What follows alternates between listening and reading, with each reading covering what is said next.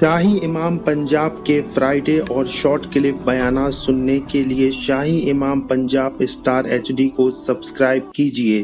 شاہی امام Punjab star H D کما صلیت علی ابراہیم وعلی آل ابراہیم انک حمید مجید۔ اللہم بارک علی محمد وعلی آل محمد کما بارکت علی ابراہیم وعلی آل ابراہیم انک حمید مجید۔ آج اسلامی سال 9 ہجری کا پہلا دن ہے جس کو یکم محرم کہا جاتا ہے۔ اسلام کا جو یہ سال ہے، ہجری کا سال،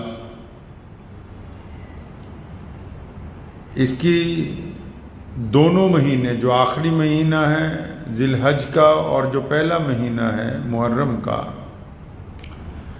دونوں مہینوں میں سب سے بڑی خاصیت یہ ہے کہ آخری مہینہ بھی قربانی کا مہینہ ہے اور پہلا مہینہ بھی جو ہے وہ قربانی کا درس دینے والا مہینہ ہے۔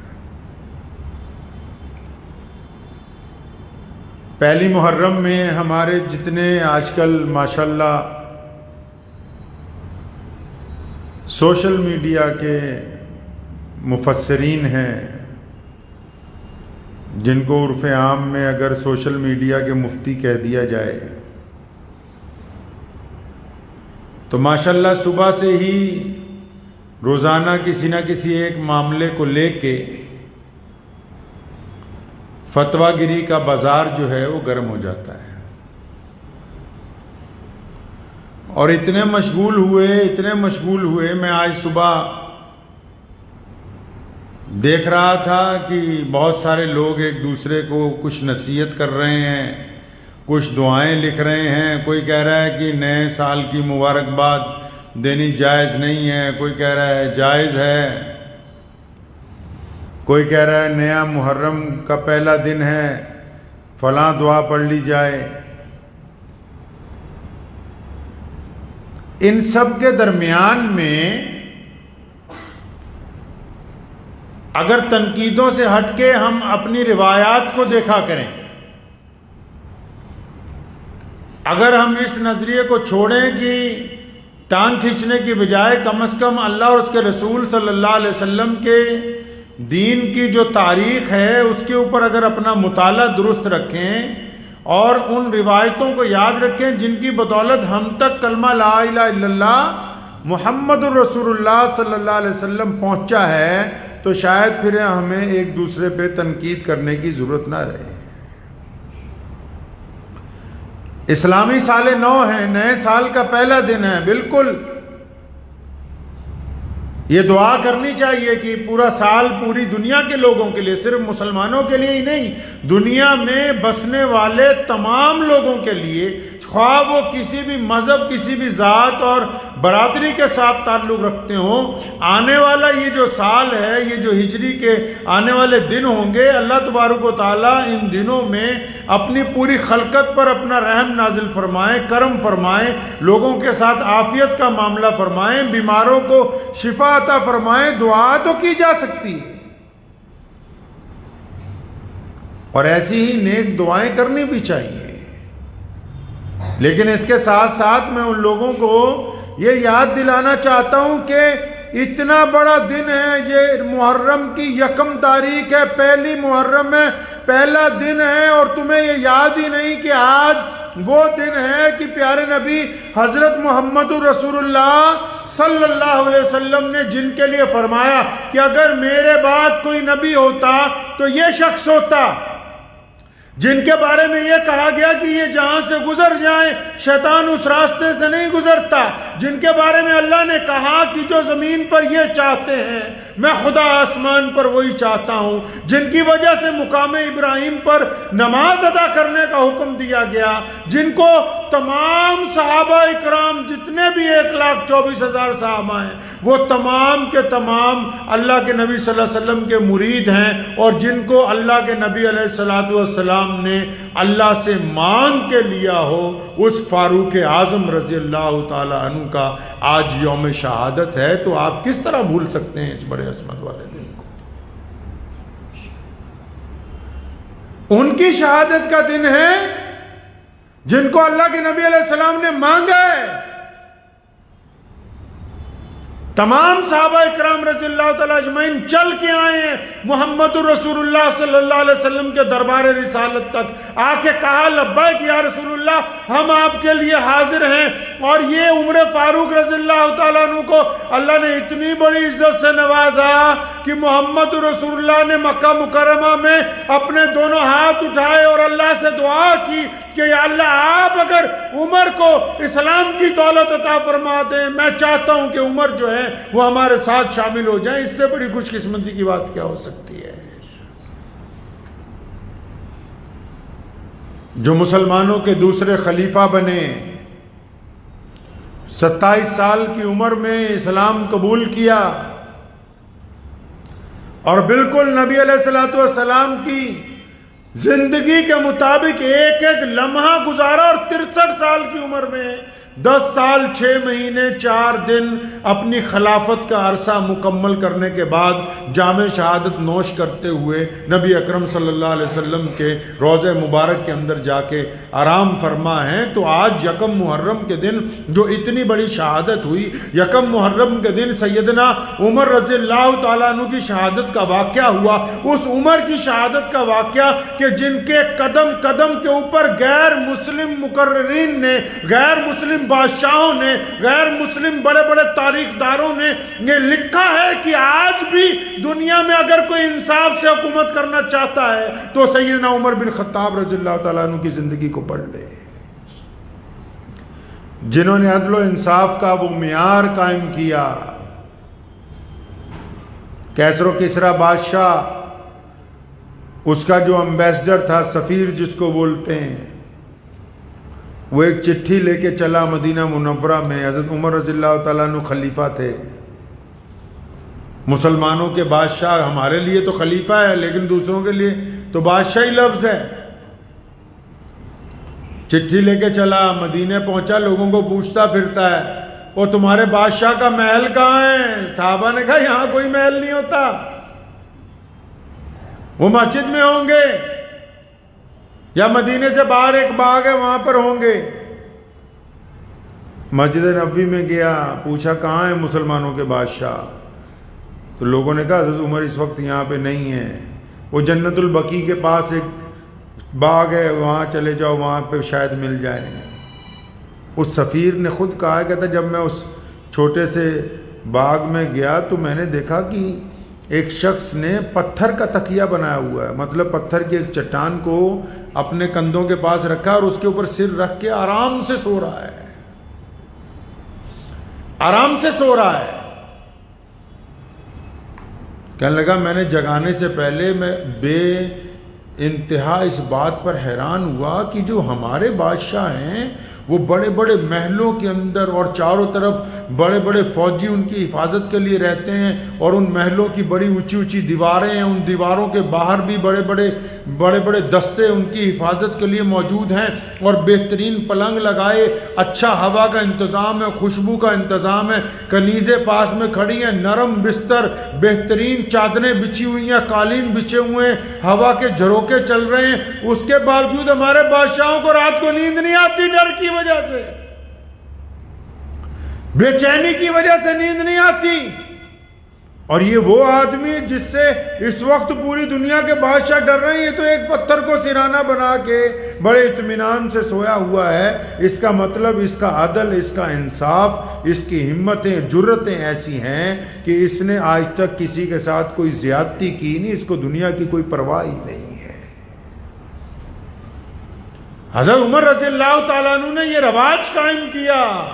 یہ جو ڈیموکریسی ہے ملک میں، پوری دنیا کے اندر آپ دیکھتے ہیں بڑی بڑی کنٹریاں، امریکہ جیسے لوگ کہتے ہیں کہ ہم ڈیموکریٹک ملک ہیں، یہ رواج سب سے پہلے دنیا میں حضرت عمر رضی اللہ تعالیٰ عنہ نے ڈالا کہ اگر کوئی بندہ خلیفہ کے خلاف، بادشاہ کے خلاف بات کرنا چاہتا تو کھل کے بولے، اسے اجازت ہے۔ آج تو اگر آپ کہیں دو چار کسی اپنی قوم کے بڑے لوگوں پر اگر سوال اٹھا دیں تو ان کے چمچے پیچھے پڑ جائیں گے دونوں ہاتھ دھو کے آپ کے. عمر رضی اللہ تعالیٰ عنہ خلیفہ بنے، ممبر کے اوپر کھڑے ہوئے، فرمایا مسلمانوں ٹیسٹ کرنے کے لیے، تجربہ کرنے کے لیے، فرمایا مسلمانوں اگر میں اللہ نہ کرے اللہ اور اس کے رسول کے راستے سے ہٹ جاؤں کیا کرو گے؟ اور عمر کون ہے؟ عمر کے روب سے ہر شخص کانپتا ہے. شیطان کی جرت نہیں کہ اس راستے سے گزر جائے جدھر سے حضرت عمر رضی اللہ تعالیٰ عنہ گزرتے ہوں. ان کا دبدبہ ایسا ہے کہ آگے جلدی کوئی بول نہیں سکتا. عمر رضی اللہ تعالیٰ عنہ نے جب یہ بات کہی تو 3-4 صفحے چھوڑ کے ایک بدو صحابی جو کہ غریب ہیں، کپڑے پھٹے ہوئے ہیں، تو اٹھ کے کھڑے ہوئے، اپنی تلوار اٹھائی، فرمایا عمر اگر اللہ اور اس کے رسول کے راستے سے ہٹو گے تو یہ شمشیر تمہارے اور ہمارے درمیان فیصلہ کرے گی. بڑے خوش ہوئے، فرمایا بس میں یہی چاہتا ہوں کہ بس کہ ہمارے درمیان ایسے لوگ موجود رہیں جو راستہ اگر ہم بھٹکنے لگے ہمیں سیدھی راستہ عطا کریں. آج ہمارے معاشرے کا یہ حال ہے کہ جو لوگ، قرآن نے جاہل کن کو کہا؟ قرآن پاک نے ایسے ہی لوگوں کو تو جاہل کہا ہے. آپ جاہل کی اصطلاح کچھ اور سمجھتے ہیں. قرآن پاک نے کہا ان کو تشفی نہیں ہو رہی. میں کہا کیوں؟ تیرے امام نے لکھ کے دینا، امیر نے اس کو پرچی کہ جنت میں جائے گا یا نہیں جائے گا، تجھے تشفی نہیں ہو رہی. جاہل کون ہے؟ قرآن پاک میں ذکر ہے، اللہ تعالیٰ نے فرمایا جاہلوں کے ساتھ بحث نہ کرو. یہی تو اصطلاح ہے قرآن پاک کی جو آج کل کے کئی بڑے لوگ چاہتے نہیں کہ عام لوگ اس کو سمجھ لیں. ہم جاہل اس کو کہتے ہیں جس کو پڑھنا لکھنا نہیں آتا، جس کو بولنے کی تمیز نہیں، جس کو کپڑے پہننے کا ڈھنگ نہیں، جس کو کھانا کھانے کا طریقہ نہیں. لوگ اس کو جاہل کہتے ہیں کہ یہ ان پڑھ ہے، لیکن قرآن نے اس کو جاہل نہیں کہا. اللہ تبارک و تعالیٰ نے مومنوں کو کہا جاہلوں سے بحث نہ کرو. کون ہے جاہل؟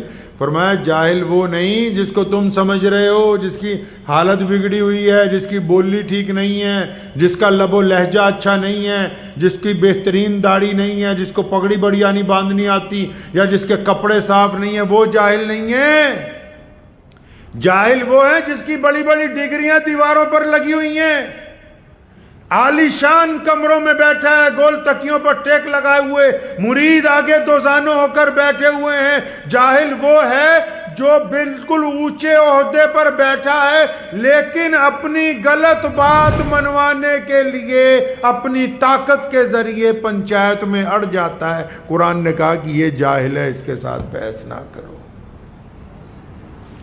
ایسے لوگ ہمارے معاشرے میں آج کل کثرت سے ہیں، کثرت سے موجود ہیں ہمارے معاشرے میں. ایسے جس کی جہاں دادا گیری چل رہی ہے، جس ادارے میں وہ چلا رہا ہو، کہتا نہیں اسلام پر میرا مزاج غالب آئے گا. ایک بات کان کھول کے سن لو، اگر ایک کمپنی کے موبائل میں دوسری کمپنی کے موبائل کا سافٹ ویئر نہیں چل سکتا تو یہ اسلام محمد الرسول اللہ کی ملکیت ہے. اس میں مزاج صرف محمد الرسول اللہ کا چلے گا. کوئی بڑے سے بڑا ترم خاں کیوں نہ ہو، اگر وہ اسلام میں اپنا مزاج چلانا چاہے گا تو وہ اسلام پر کارآمد نہیں ہو سکتا. نہ دنیا میں عزت پائے گا، نہ آخرت کے اندر عزت پا سکتا ہے. عمر رضی اللہ تعالیٰ عنہ گزر رہے ہیں. ایک بوڑھی عورت اپنے گھر کے صحن میں پریشان بیٹھی ہے. دیکھا، اندر چلے گئے. اماں کیا بات ہے؟ سنو کیسی ہوتی ہے ڈیموکریسی، کس کو کہتے ہیں حکومت. اماں کیا بات ہے؟ اماں بھڑک گئی، کہہ رہی میں 4-5 دن سے میرے گھر میں سامان نہیں ہے، بیٹا کوئی ہے نہیں، شوہر کا انتقال ہو گیا. فرمایا اچھا اماں پھر ناراض کیوں ہوتی؟ کہتی عجیب بات ہے، ناراض نہ ہوں، یہ جو ہمارا خلیفہ ہے عمر، اس کو پتہ ہی کوئی نہیں کہ میرے گھر میں سامان نہیں ہے. یہ بات تب کی میں بتا رہا ہوں جب سی سی ٹی وی کیمرے نہیں لگے تھے، جب واٹس ایپ نہیں تھا، جب لوگ فیس بک پہ لائیو ہو کے اپنا دکھ درد نہیں بتا سکتے تھے، جب دھرنے لگانے کا رواج نہیں تھا، جب اخباروں میں خبر نہیں چھپتی تھی۔ یہ اس دور کی بات ہے جب لوگ بڑے بڑے لوگوں کے سامنے زبان ہلاتے نہیں تھے، ڈرتے تھے کہ شاید ہماری گردن نہ اتر جائے۔ اس بڑھیا نے ناراضگی کا اظہار کیا اور کہا اسے پتہ نہیں ہے۔ عمر رضی اللہ تعالیٰ عنہ بڑے پریشان ہوئے، اس بڑھیا کو یہ نہیں پتا کہ یہی عمر ہے، یہ پتہ نہیں ہے اسے۔ فوراً واپس بیت المال میں سے سارا سامان، ہر شے اس کے گھر کے اندر بھر دی گئی، کھانا وغیرہ تیار کیا، خود تیار کیا۔ عثمان رضی اللہ تعالیٰ عنہ فرماتے ہیں کہ میں اور عبد الرحمن بن عوف، ہمیں کوئی کام پڑ گیا خلیفہ سے، کسی ملک کا کوئی سفیر آیا ہوا تھا، امبیسڈر، تو ہمیں کسی کاغذات دکھانے تھے، تو ہم ڈھونڈتے پیچھ رہے ہیں خلیفہ کہاں ہے، تو پتہ لگا فلاں محلے میں ایک بوڑھیا کے مکان میں آگ جلانے کے لیے پھونکے مار رہا ہے چولہے میں۔ گئے تو دیکھا کہ داڑھی میں سے بھی دھواں نکل رہا ہے، اگر تندور جل جائے پھٹافٹ کھانا تیار ہو جائے، یہ بوڑھی اماں کھا لے۔ سارا کچھ ہو گیا تو کیا کہا حضرت عمر رضی اللہ تعالیٰ عنہ نے اس بڑھیا کو؟ فرمایا اماں اب تو سب کچھ آ گیا گھر میں، اب وہ عمر کو تو پتہ نہیں نا کہ تو کس حال میں ہے، چل کوئی بات نہیں تو عمر کو معاف کر دے۔ اس بوڑھی نے کیا کہا سنو، اس بڑھیا نے اس وقت کہا سیدنا عمر رضی اللہ تعالیٰ عنہ سے، فرمایا اچھا عمر کو پتہ ہی نہیں ہم کس حال میں ہیں؟ کہنے لگے ہاں اماں وہ اسے کیا پتہ ہوگا کہ تو کس حال میں ہے؟ فرمایا پھر اسے کہو کہ اگر اسے یہی نہیں پتہ کہ رعایا کس حال میں ہے پھر حکومت کیوں کرتا ہے، حکومت کرنا چھوڑ دو۔ پھر آج تو اگر حکومت کے سامنے زیادہ اظہار ناراضگی ہو جائے تو حکومت پکڑتی ہے پوری دنیا میں ہی، چاہے کوئی بھی ملک ہو۔ ہے عمر رضی اللہ تعالیٰ عنہ کی آنکھوں میں آنسو آ گئے، ہے عثمان بھی وہاں پہنچ گئے۔ اس دوران بڑی مشکل سے اس بوڑھیا کو منایا، اور جب اسے پتہ لگا یہی عمر ہیں تو بڑی حیران ہوئی، پر کہنے لگی تم نے پہلے مجھے کیوں نہیں بتایا؟ فرمایا نہیں اماں میرا کام ہے تمہاری کفالت کرنا، میری ذمہ داری بنتی ہے۔ پوری دنیا کے اندر حضرت عمر رضی اللہ تعالیٰ عنہ کے دور میں مسلمانوں نے فتوحات حاصل کی ہیں، اس کے باوجود رات کو مدینہ المنورہ میں باہر گشت کیا کرتے تھے۔ ایک دن گئے مدینہ منورہ کے باہر، دیکھا کہ ایک بندہ پریشان کھڑا ہے، پوچھا کیا بات کر رہا ہے؟ باہر دیش سے آیا ہوں، میری بیوی میرے ساتھ میں ہے، تو اس کے بچہ ہونے والا ہے، پریشان ہے وہ۔ تو اس سے دو تین باتیں کی، تو جو پریشان بندہ ہوتا ہے وہ ذرا بے رخی سے بولا، کچھ نہیں کہا۔ گھر پہ آئے، اپنی اہلیہ کو رات کو اٹھایا، رات کو اپنی بیوی کو اٹھایا، فرمایا چل مدینے سے باہر جنت لٹ رہی۔ سارا سامان اکٹھا کیا، بیوی کو لے کے پہنچ گئے اس بندے کے پاس، اس کے پاس زمین پر ہی بیٹھ گئے، باتیں کرنے لگے، حال احوال پوچھنے لگے اس کا۔ تو کچھ دیر کے بعد جب ولادت ہو گئی، اندر بچہ ہوا، تو حضرت عمر رضی اللہ تعالیٰ عنہ کی اہلیہ نے اندر سے آواز دی، یا امیر المومنین مبارک ہو، آپ کے دوست کے گھر بیٹا ہوا ہے۔ اب جب اس نے آواز ماری، یہ گھبرا کے اٹھ گیا، ساتھ میں بیٹھا ہوا تھا بہت دیر سے، سمجھ رہا تھا کوئی عام ہی بندہ، کوئی دیہاتی ہے، گھبرا کے اٹھا، فرمایا یا امیر المومنین آپ نے تو مجھے بتایا ہی نہیں کہ آپ عمر بن خطاب ہیں۔ فرمایا نہیں، ہماری یہ ذمہ داری ہے بھائی۔ آج سب سے بڑی بیماری کیا ہے؟ اگر کوئی ہم جیسا بڑا مولوی آئے گا، وہ اس کو پتا ہو کہ فلاں آدمی کے ساتھ اچھا اس سے نصیحت مل سکتی ہے، اس سے فائدہ ہو سکتا ہے، پروٹوکول بیچ میں آ گیا، پروٹوکول آ گیا چودھری صاحب کا، امیر آدمی کا، بڑے عالم کا، غرور کا، تکبر کا، پروٹوکول پھنس گیا بیچ میں۔ پروٹوکول کی بیماری نے ان کو اسلام سے دور کر دیا۔ یہ چاہتے ہیں، ان کو پتہ ہے کہ فلاں جگہ سے ہمیں دین کا فائدہ ہو سکتا ہے، ہمیں اچھی نصیحت مل سکتی ہے، ہمیں فیض حاصل ہو سکتا ہے، کہ لیکن نہیں، ارے ہم تو بہت بڑے ترم خاں ہیں، ہم اس کے پاس جائیں گے؟ عمر رضی اللہ تعالیٰ عنہ نے اپنی خلافت کے اندر سب سے زیادہ جس بات کو سمجھایا مسلمانوں کو، فرمایا کہ پروٹوکول کیا ہوتا ہے۔ عید کے دن نماز پڑھنے کے لیے جانے لگے، اپنی اہلیہ کو بولا جوتے لاؤ، کہنے لگی اتنی گانٹھیں لگ گئی اس جوتے میں کہ اب یہ جڑ نہیں سکتا۔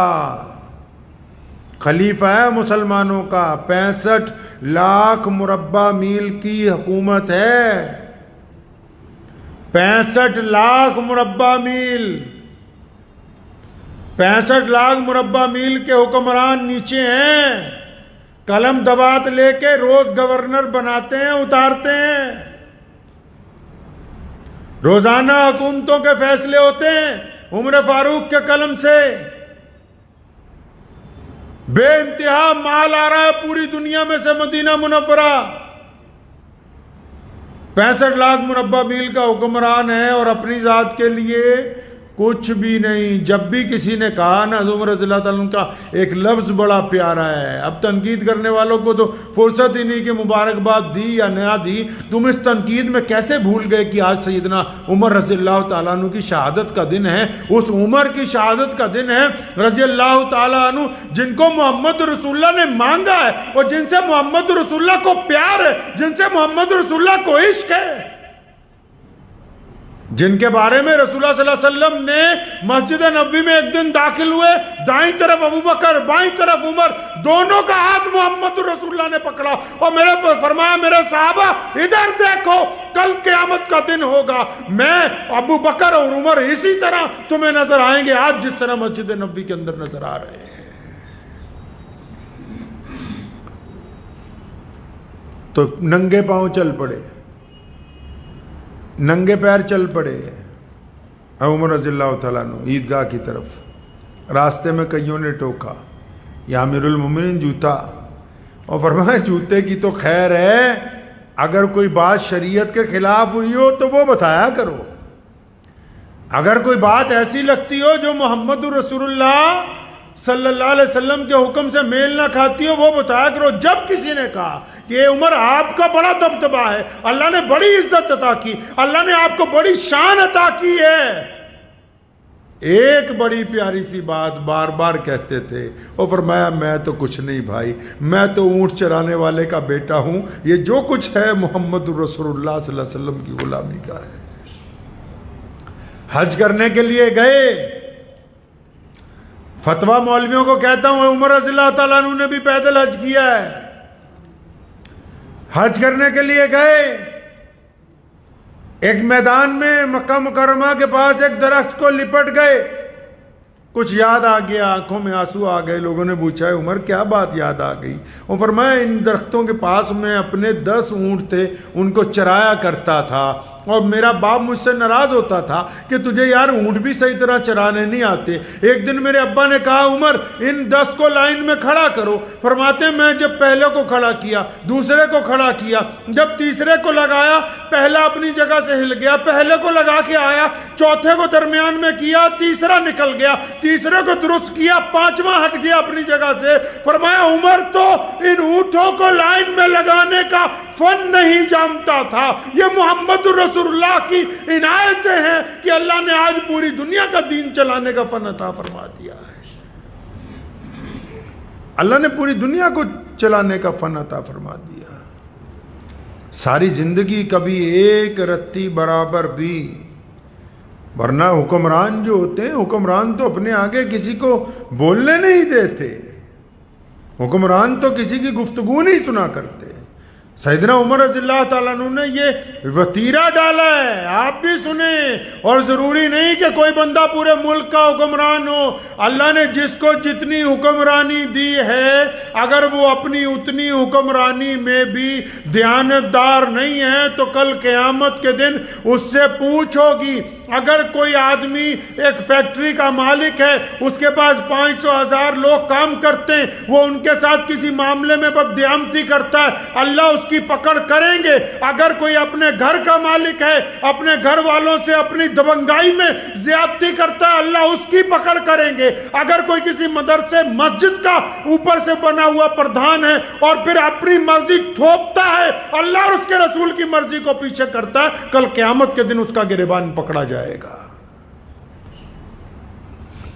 حضرت عمر رضی اللہ تعالیٰ عنہ نے ساری زندگی، ایک دن جا رہے تھے راستے میں، مسجد نبوی سے نکلے، گھر کی طرف جانے لگے تو کوئی صحابی ملے، باہر سے آئے تھے، ایران عراق کی طرف سے، کہنے لگے عمر، رک گئے، فرمایا ہاں میرے بھائی بتاؤ۔ عمر یار تمہارا اتنا دبدبہ ہے ماشاءاللہ، اللہ نے تیرے نام میں اتنا دبدبہ رکھ دیا کہ کئی بار تو کوئی قصبہ، کوئی قلعہ فتح کرنا ہوتا ہے نا، اگر ہم جا کے یہ کہہ دیتے ہیں کہ ہمیں عمر ابن خطاب نے بھیجا ہے تو بنا جنگ کے، بنا لڑائی کے دشمن ہتھیار ڈال دیتا ہے۔ فرمایا اللہ نے تیرے نام میں اتنی عزت ڈال دی۔ یہ بات سنی، آج کل تو کسی کی تعریف کرتے جاؤ نا، آج کل تو آپ کو پتہ ہی ہے، جو دیانتدار بھی ہیں، دنیا دار بھی ہیں، جلسوں میں بھی، میں ایک جلسے میں گیا تو پتہ لگا کہ 500 آدمیوں کے نام پکارے جانے ہیں۔ بھائی 500 کے نام کیوں پکارنے؟ اگر کسی ایک کا نہیں لیا تو گاؤں والا بیچ میں ناراض ہو جائے گا بھائی۔ عمر رضی اللہ تعالیٰ عنہ نے یہ بات سنی، بڑے پریشان ہوئے۔ اکثر مسجد نبوی میں ان کی کیبنٹ کی میٹنگ ہوتی تھی، کیبنٹ کی میٹنگ، فوراً کیبنٹ کی میٹنگ بلا لی۔ یہ بات سننے کے فوراً بعد، دوپہر کا وقت ہے، کیبنٹ کی میٹنگ بلا لی، تمام بڑے صحابہ کو فوراً پیغام چلا گیا، جلدی آؤ خلیفہ نے بلایا ہے۔ مسجد نبوی میں سارے آ گئے، ممبر پہ کھڑے ہو گئے۔ کیا بات کہی؟ فرمایا میں نا چھوٹا تھا، ہمارے گھر میں کئی بار اناج کی کمی ہو جاتی تھی، تو میری اماں میری ماسی کے گھر مجھے بھیج دیتی تھی ان کے گاؤں، کہ جن دنوں میں اناج کی کمی ہے تو وہاں رہ لیو۔ تو کہوں میں وہاں چلا جاتا تھا، جب تو ہمارا جو خالو تھا وہ سمجھ جاتا تھا، تانا مارتا تھا، اچھا آ گیا ہے، کوئی بات نہیں۔ کہتا سارا دن اونٹ چروانے، تو شام کو مجھے ایک مٹھی کھجوریں یا ایک مٹھی کشمش کی اس وقت دی جاتی تھی۔ عمر رضی اللہ تعالیٰ عنہ نے یہ بات صحابہ کرام رضی اللہ تعالیٰ اجمعین کو بتائی کہ ایسے ایسے میرے ساتھ ہوا۔ سب بڑے ہیں تسلی کے ساتھ سنتے رہے۔ پھر دوسری بات بتانے لگے، فرمایا جب میں اپنے ابا کے پاس ہوتا تھا، مجھے اونٹ چرانے کے لیے دیتے تھے، میرے سے تو اونٹ بھی صحیح طرح چرانے نہیں آتے تھے۔ تو یہ بھی قصہ سنا دیا، سب نے سنا، اچھا ٹھیک ہے۔ اب جتنے کیبنٹ میں ہیں سارے لوگ بڑے بڑے صحابہ ہیں، وہ سوچ رہے ہیں کہ اب مدعے پہ آئیں گے، بھئی اتنی دوپہر کو میٹنگ بلائی ہے، کوئی تو ایمرجنسی ہوگی نا۔ جب ایمرجنسی ہوتی تھی، کسی ملک میں حالات بگڑتے تھے یا کسی گورنر کو تبدیل کرنا ہوتا تھا یا اسلامی لشکر کسی ملک میں ہوتا تھا، فوراً عمر رضی اللہ تعالیٰ عنہ میٹنگ بلایا کرتے تھے فوراً۔ اب یہ سارے صحابہ سوچ رہے ہیں کہ اچھا اب مدعے کے اوپر آ جائیں گے، بھی یہ دو واقعات تو چلو بچپن کی یاد آ گئے، کوئی بات نہیں۔ تو بیچ میں سے کسی نے بولا کہ حضرت جس کام کے لیے دوپہر کو بلایا اتنی دوپہرے، وہ بات تو بتاؤ۔ فرمایا انہی باتوں کے لیے بلایا تھا، یہی بات تمہیں بتانی تھی۔ سارے بڑے حیران ہوئے، سیدنا عمر رضی اللہ تعالیٰ عنہ کی آنکھوں میں آنسو آ گئے۔ فرمایا مجھے کسی نے کہا نا کہ تیرے نام میں بڑا دبدبہ آ گیا، تو میں نے سوچا تمہیں بھی بٹھا لوں، خود بھی آ جاؤں، پھر اپنی اوقات یاد کروں کہ ہم کیا تھے، اللہ نے ہمیں کہاں پہنچایا ہے، ہم کیا تھے۔ آج کے دور کے اندر بیماری تو سب سے بڑی یہی لگی ہوئی ہے، ہر آدمی چاہتا ہے کہ نہیں میں اپنی حیثیت سے بہت آگے کے بڑھ کی بات کروں۔ بھائی میں تو بہت آگے کی بات کرنا چاہتا ہوں، جن کی کسی وزیر سے، کسی وزیر اعلیٰ سے کبھی سلام دعا بھی نہ ہوئی ہو، وہ بھی مجلس میں بیٹھ کے گفتگو کریں گے کہ تو کہیں گے ہاں 5-7 وزیر اعلیٰ تو ہمارے دوست ہی ہیں، تم بتاؤ کوئی کام نکلوانا ہے تو تمہارا نکلوا دیتے ہیں۔ لوگ جھوٹی شان کی وجہ سے ہلاک ہو رہے ہیں، جھوٹی شان کی وجہ سے رشتے برباد ہو رہے ہیں، جھوٹی شان کی وجہ سے کاروبار برباد ہو رہے ہیں، لیکن نہیں کہ نہیں ہم تو پھنسے ہوئے ہیں، تو ہم تو بھول ہی گئے کہ ہم ہیں کیا، ہم کیا ہیں بھائی، ہم کچھ نہیں ہیں۔ یہ جتنی عزتیں ہمارے پاس ہیں پوری دنیا کے اندر، جس بھی رنگ اور نسل کے مسلمان ہوں، یہ صرف اور صرف محمد رسول اللہ صلی اللہ علیہ وسلم کی عطا کرتا ہے۔ ہم تو کائنات کے اندر ایسے نہیں تھے کہ لوگ ہمیں کھڑے ہو کے کہتے خان صاحب، میاں جی، ہم تو اس معیار کے ہی نہیں تھے، ہم تو بڑے پسماندہ لوگ تھے پوری دنیا میں۔ ابو جہل میں کہتا تھا کہ یہ بلال اندر نہیں جا سکتے بیت اللہ میں، اسامہ غلام ہے، اس کی کیا جرت کی آگے بڑھ جائے۔ ہمارے پاس جو عزتیں ہم کس طرح بھول جائیں کہ یہ اللہ اور اس کے رسول صلی اللہ علیہ وسلم کے دین کی وجہ سے ہیں، محمد رسول اللہ صلی اللہ علیہ وسلم کی نسبت کی وجہ سے ہیں۔ حضرت عمر فاروق رضی اللہ عنہ نے بارہا ساری زندگی اس بات کو یاد کروایا اپنے متعلقین کو، خود بھی۔ ایسے آدمی کا یوم شہادت ہے، اور شہادتیں جو لوگ بھول جاتے ہیں ان کا وجود نہیں رہتا، یاد رکھنا ہمیشہ۔ جو لوگ اپنے شہداء کو بھول جاتے ہیں ان کا وجود نہیں رہتا، قومیں وہ زندہ رہتی ہیں، ملک بھی وہی کامیاب ہوتے ہیں، برادریاں بھی وہی آگے بڑھتی ہیں، معاشرہ بھی وہی آگے جاتا ہے جو اپنی روایتوں کو یاد کرتا ہے۔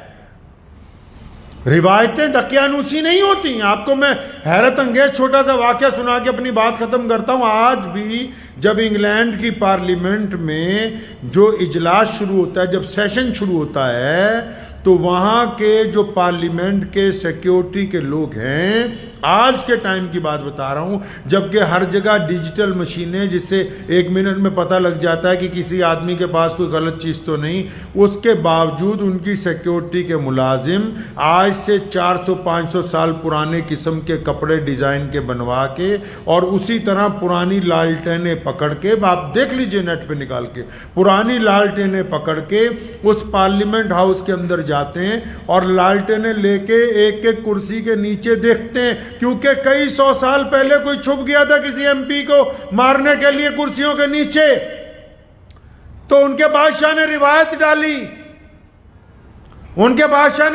ڈالی کہ سیشن سے پہلے لالٹین لے کے ساری کرسیوں کے نیچے، وہ اپنی ان روایتوں کو اس لیے مانتے ہیں کہ ان کے دنیاوی بادشاہوں نے وہ روایت ڈالی، اور ہم اپنی ان روایتوں کو بھول رہے ہیں جن روایتوں کو اسلام کی بنیاد میں محمد رسول اللہ صلی اللہ علیہ وسلم نے موجود رکھا ہے۔ ہم ان روایات کو بھولنا چاہتے ہیں۔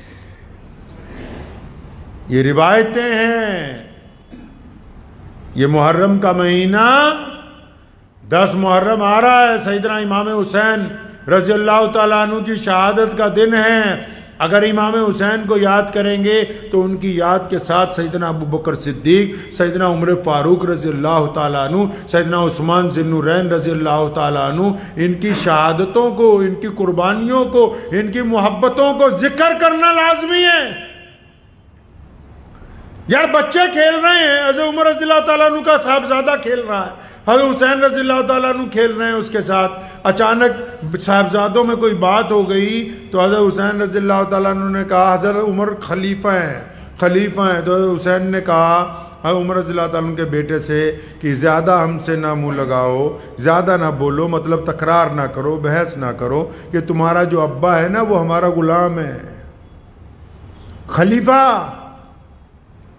آج کل تک کسی دی چھوٹے جے چودھری نال گل بات ہو جائے نا، وہ دے اڈیاں ہی تھلے لگ دیا، کسی کی حوالدار سے یا ایک آدھے افسر سے بنی ہو اس کی ایڑیاں ہی نہیں لگتی نیچے۔ یہ خلیفہ کا بیٹا ہے۔ کہا اچھا تم یہ کہتے ہو کہ ہمارے ابو تمہارے غلام ہیں؟ فرمایا ہاں میں کہتا ہوں تمہارے ابا ہمارے غلام ہیں۔ اب وہ بچہ گھر گیا اپنے والد کو بتانے، مسلمانوں کے بادشاہ کو، خلیفہ کو بتانے کے لیے کہ گیا کہ وہ جو حسین رضی اللہ تعالیٰ عنہ ہیں وہ تو کہتے ہیں عمر ہمارا غلام ہے۔ اب بچے نے جا کے جب یہ بات حضرت عمر رضی اللہ تعالیٰ عنہ کو کہی تو عمر رضی اللہ تعالیٰ عنہ لیٹے ہوئے تھے، اٹھ کے بیٹھ گئے، چہرے پہ بڑی خوشی کے آثار آئے۔ فرمایا اپنے صاحبزادے کو کہ بیٹا ان کے پاس پھر جاؤ اور یوں پوچھو کہ تم کہتے ہی ہو کہ لکھ کے بھی دے دو گے؟ اب بچوں کی تو عقل بچوں کی ہوتی ہے، لیکن یہاں معاملہ اور ہے۔ تو بچہ جو ہے عمر رضی اللہ تعالیٰ عنہ کا، اس کو بھی بڑا جوش آیا، کہتا اچھا لگتا معاملہ تو بہت آگے تک جائے گا، آج ہوگی کیبنٹ کی میٹنگ، کیونکہ یہ تو عدل انصاف میں اپنے بیٹے کے درے مروانے پہ پیچھے نہیں ہٹتے۔ یہ تو اگر کسی پہ عدل اور انصاف پہ آ جائیں، جب بیت اللہ کے صحن میں ایک بادشاہ طواف کرتا ہے اور اس کا کپڑا کسی کے پاؤں کے نیچے آتا ہے، وہ اگر ایک غریب کو ایک تھپڑ مارتا ہے تو اس کے 10 درے لگوائے جاتے ہیں۔ اور بچہ بڑا خوش ہوا کہ نا اچھا ابا جی لکھوا لاؤں؟ فرمایا ہاں جلدی جاؤ، جلدی لکھوا کے لاؤ۔ اور حسین رضی اللہ تعالیٰ عنہ نوجوان تھے، ان کے پاس آیا کہ نا تم کہتے ہی ہو لکھ بھی دو گے؟ اور فرمایا 100 بار لکھوا لے بھی تیرا باپ ہمارا غلام ہے۔ انہوں نے لکھ دیا کہ عمر بن خطاب جو ہیں وہ میرے غلام ہیں۔ بچہ بڑی بڑی قدم اٹھاتا ہوا تیزی کے ساتھ واپس پہنچا اپنے ابا کے پاس۔ عمر رضی اللہ تعالیٰ کو جب رکا دیا، رکے کو چوما، اپنی آنکھوں سے لگایا اور فرمایا بیٹا اس کو سنبھال کے رکھنا ہے، اور جس روز میرا انتقال ہو جائے اس رکے کو میرے کفن میں رکھنا، تاکہ کل قیامت کا دن ہو، جب سب لوگ اٹھے میں بھی اٹھوں تو میں اعلان کر سکوں کہ عمر بن خطاب سیدنا امام حسین کا غلام ہے۔ اور اپنے بیٹوں کو سمجھایا۔ کس طرح سمجھاتے ہیں؟ جبکہ درجے میں اللہ کے رسول نے کیسے سمجھایا؟ اللہ کے رسول نے یہ درجہ دیا کہ میرے بعد اگر کوئی نبی ہوتا، حالانکہ کوئی نبی ہو نہیں سکتا، پھر بھی پوری دنیا کے لوگوں کو سیدنا عمر کا درجہ سمجھانے کے لیے کیا کہا یا رسول اللہ نے؟ فرمایا میرے بعد اگر کوئی نبی ہوتا تو وہ عمر ہوتے۔ تو یہاں یہ عمر کیا کہہ رہے ہیں اپنے بیٹے کو؟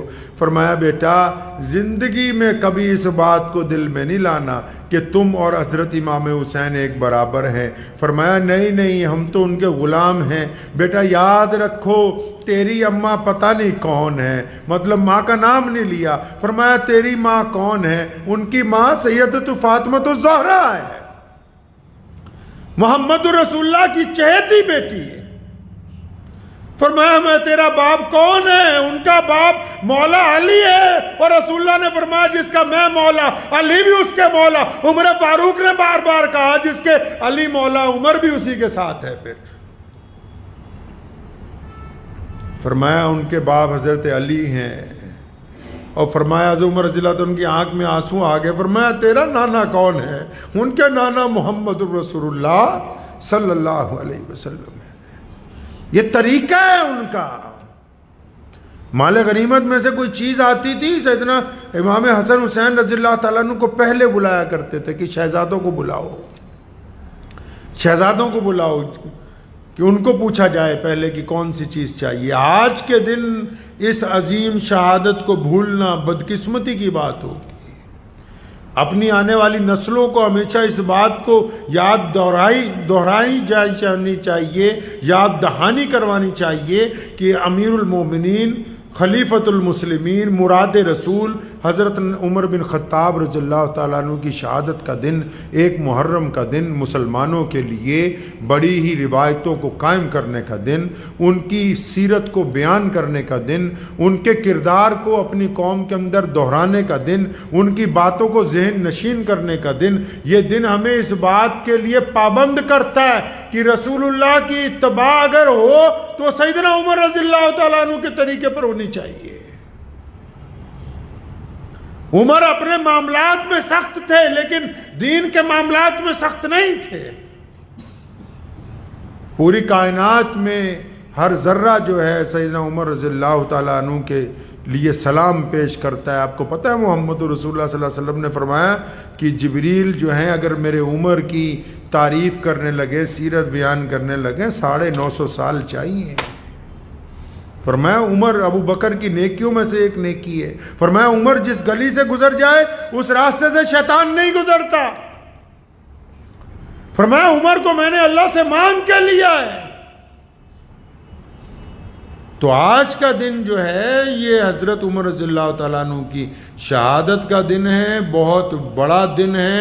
آج کے دن کی ان روایتوں کو بالکل آنے والی نسلوں کے لیے محفوظ کرنا، بالکل میں یہ گزارش کرتا ہوں بار بار خاص کر سوشل میڈیا کے لوگوں سے کہ جتنا زور ہم لوگ آپس میں مسئلے مسائل پہ ایک دوسرے کی تنقید کے اوپر لگاتے ہیں، اگر سیرت النبی صلی اللہ علیہ وسلم کے اوپر لگایا جائے، حضرات صحابہ کرام رضی اللہ تعالیٰ عنہ اجمعین کی زندگیوں کو تلاش کیا جائے، حضرات صحابہ کرام رضی اللہ تعالیٰ عنہ کے عشق اور محبت کے واقعات کو بیان کیا جائے، تو اس کا خاطر خواہ فائدے جو ہیں وہ پوری دنیا کے اندر لوگوں کو ہوں گے۔